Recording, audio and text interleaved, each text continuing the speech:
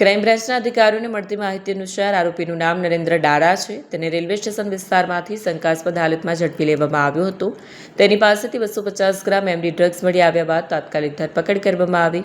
પોલીસે આરોપીને કોર્ટમાં હાજર કરીને રિમાન્ડ મેળવ્યો છે. આરોપીને 5 દિવસના પોલીસ રિમાન્ડ પર મોકલવામાં આવ્યો છે.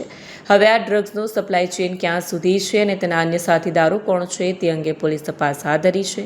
સુરત ક્રાઇમ બ્રાન્ચે ડ્રગ્સ સામેની આ કાર્યવાહીને શહેરને નશામુક્ત કરવાની દિશામાં મહત્વપૂર્ણ ગણાવી છે. તપાસ ચાલુ હોવાથી હજુ વધુ ખુલાસા થવાની શક્યતા છે.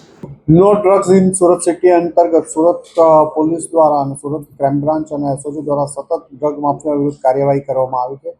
આવી જ એક ઇન્ફોર્મેશન આધારે સુરત ક્રાઇમ બ્રાન્ચના પોલીસ ઇન્સ્પેક્ટર જયંત ગૌસ્વામી અને એમની ટીમના પીએસઆઈ ભાટીને એક ઇન્ફોર્મેશન મળી હતી કે રાજસ્થાનના બાલોતરાનો રહેવાસી નરેન્દ્ર ડારા સુરત શહેરમાં કોઈને એમડી ડ્રગ્સની ડિલિવરી કરવા આવવાનો છે. આ બાતમી આધારે એમણે વોચ ગોઠવેલી હતી અને જેના અનુસંધાને ગઈકાલે એમની ટીમને એક સફળતા મળી.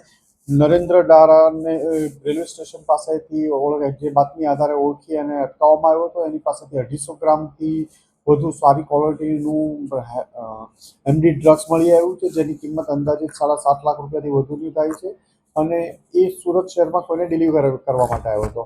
એની પૂછપરછ દરમિયાન એ અગાઉ પણ ડ્રગ્સના કેસમાં પકડાઈ ચૂક્યો હતો. 45 ગ્રામ ડ્રગ્સ સાથે રાજસ્થાનમાં પકડાયેલો હતો.